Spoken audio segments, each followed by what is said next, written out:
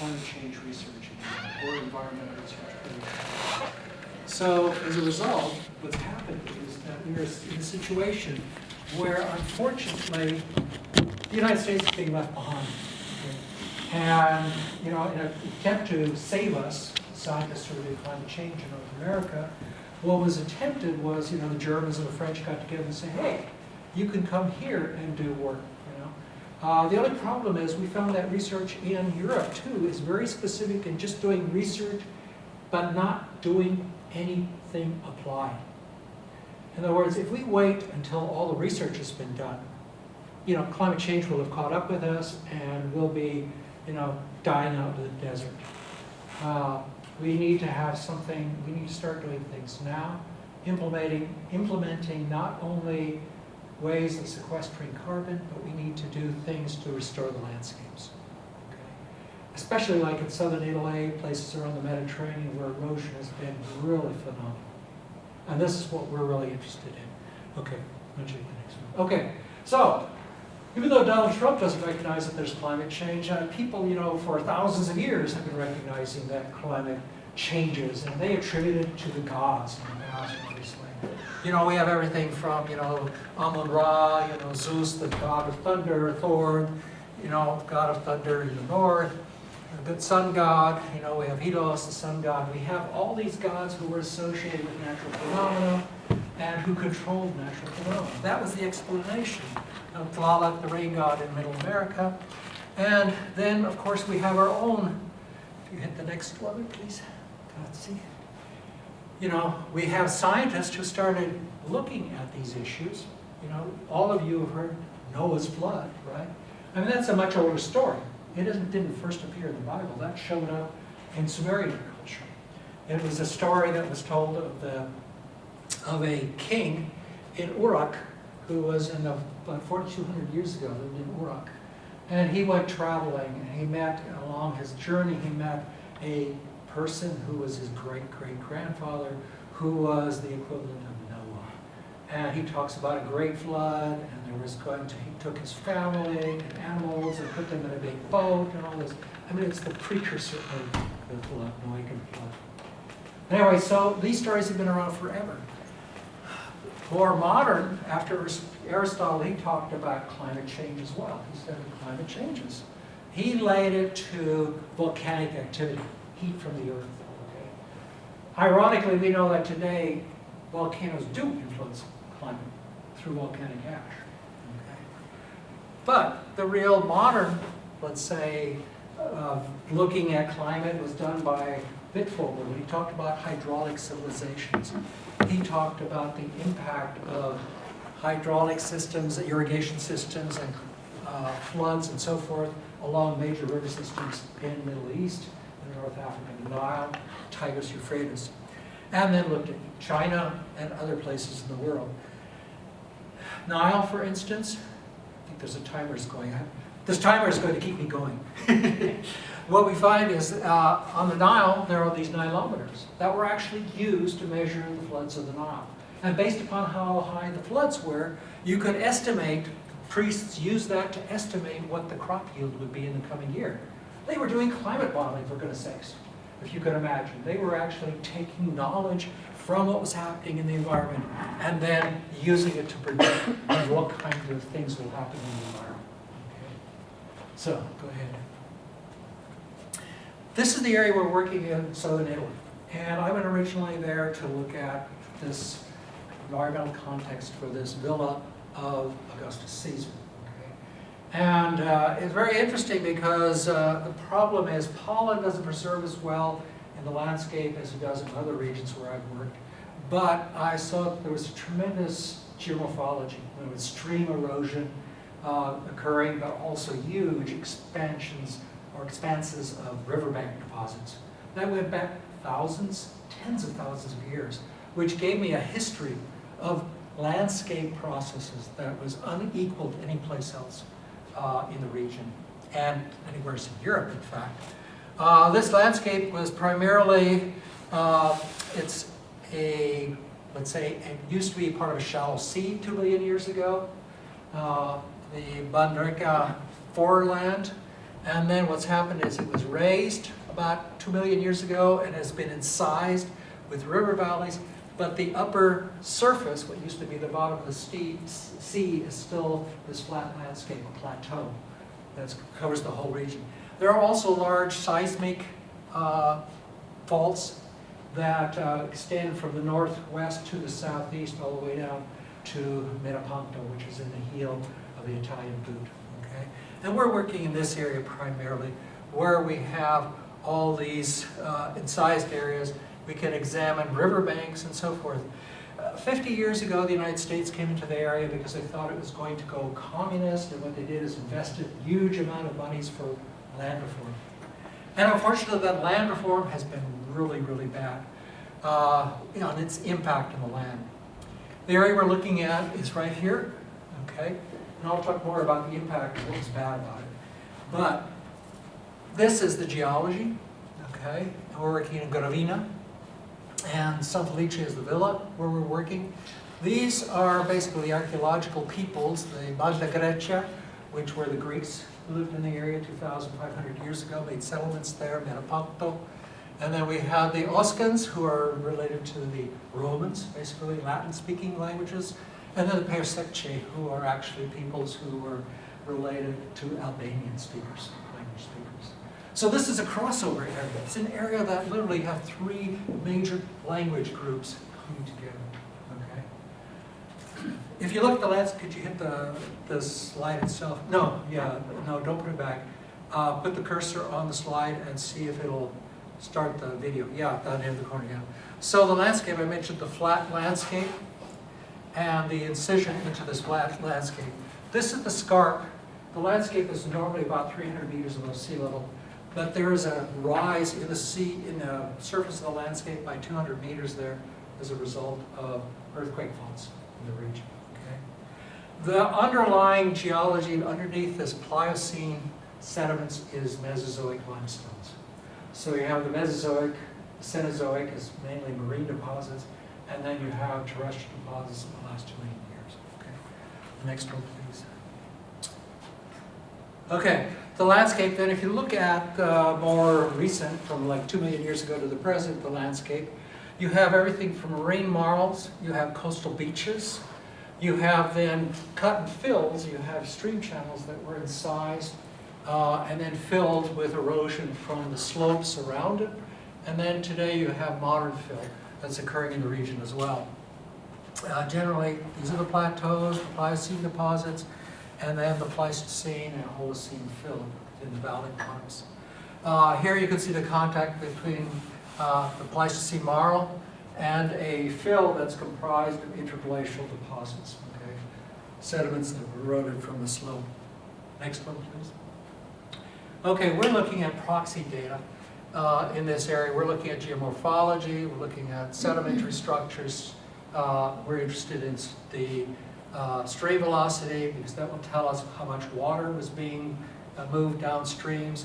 We're looking at the kinds of sediments, the sediment size. It tells us the carrying capacity of the streams. We're looking at radiocarbonaceous on soils, because soils are episodes of soil stability, landscape stability. So we're looking at those ages and how long they lasted. We're looking at spring deposits, because we're interested in wet events that tell us about recharge of groundwater from climate. Okay? And then we're looking at the local vegetation and a change in the assemblages to determine what kind of climate they reflect. Next. We have a lot of sites. We have like 23 sites we've been looking at around the area of Gravina in this area. So we're looking at, okay, no problem. No worries. Anyway, so we're looking at about 23 sites from about Irsina, which is at the south end of the area, all the way up to Spinazzola, which is at the north end, all the way over to Genzano and east of Gravina as well. This area is, like I said, it is literally the node of the crossover area between the Peosece, the Oscans, who are in here, and then the Greeks down here. Later, it was still a crossover area, but later, after, let's say, the 3rd century AD, this area was Byzantine, and this area was Lombardy. So it has been a crossover here for a long, long time. About 900 years ago, the Normans came in and took over this area.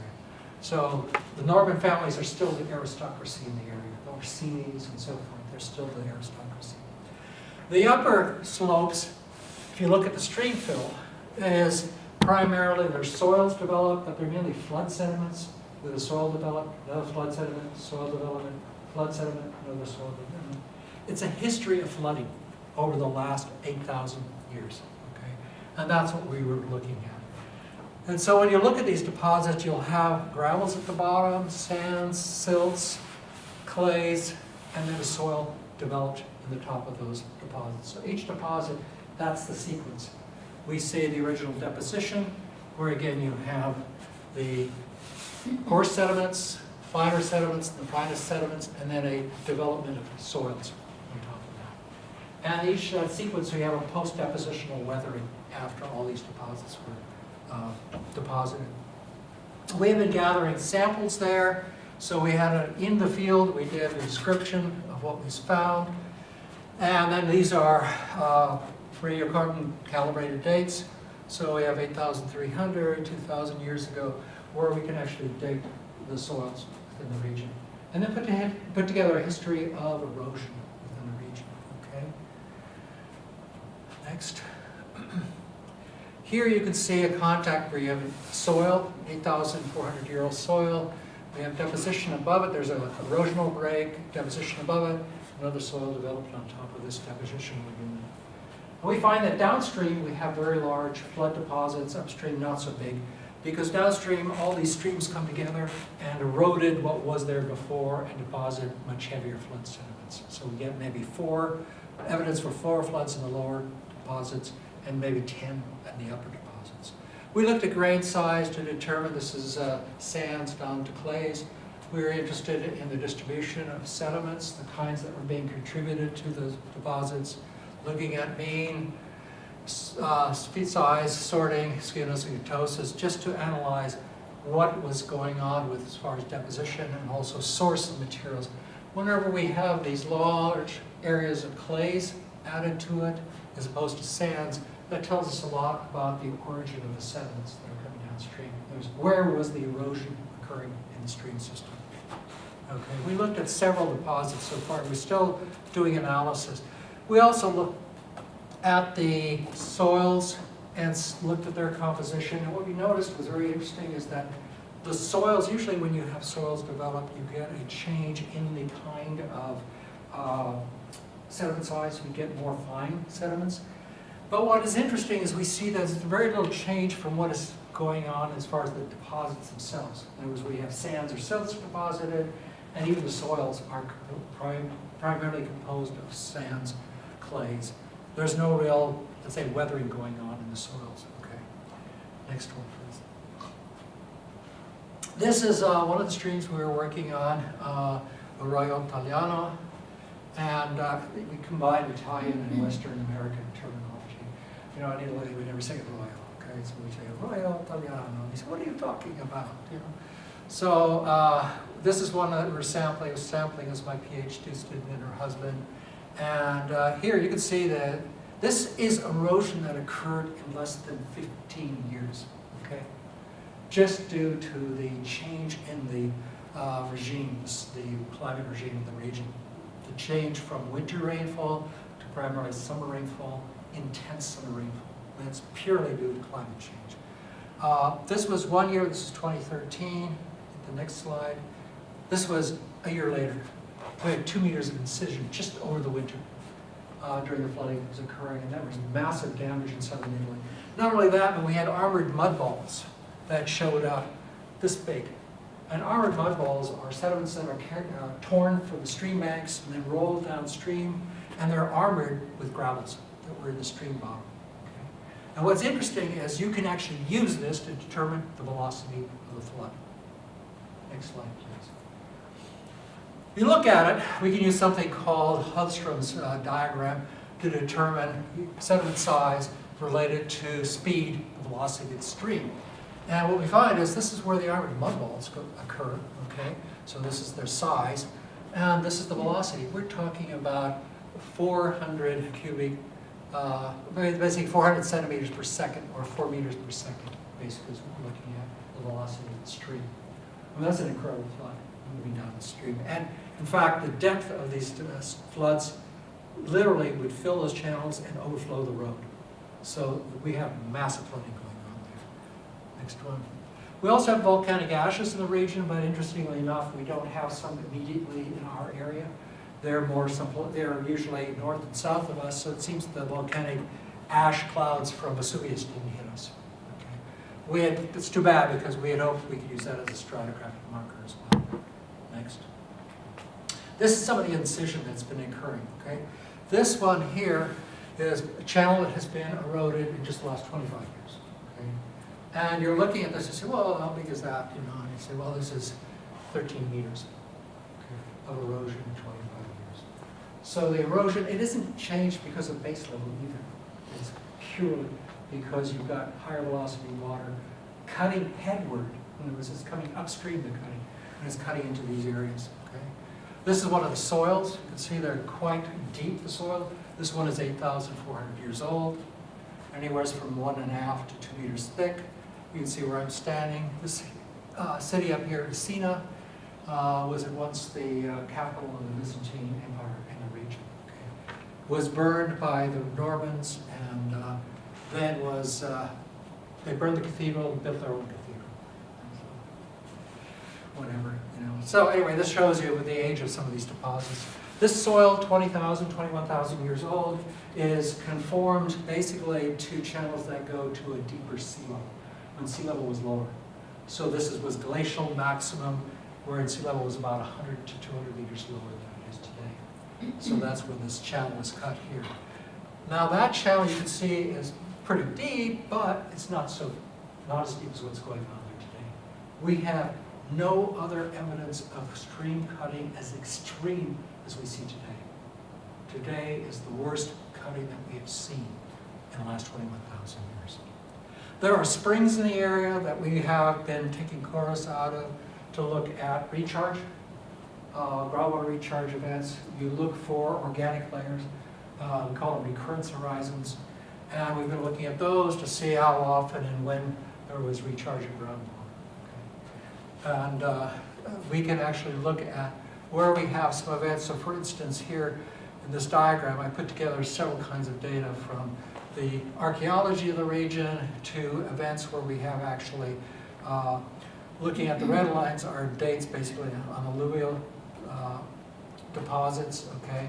And then the blue date is on the deepest spring discharge we have. So we have, this is the beginning of a wet period. This is the beginning of an erosive cycle. And you can see what's happening.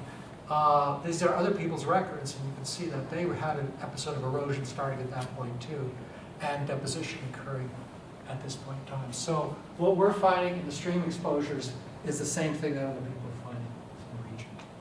Okay, so what we're doing is using this model to assess the impact of climate change and landscape dynamics, okay? We are looking at annual precipitation, temperature, but also their seasonal variation. Seasonal variation is very important because changes in land cover, like vegetation, change the protection of the surface of the ground. And if you decrease the land cover, you can increase erosion. Okay, that's what we're looking at. We're very interested in that. We're also interested in the land use.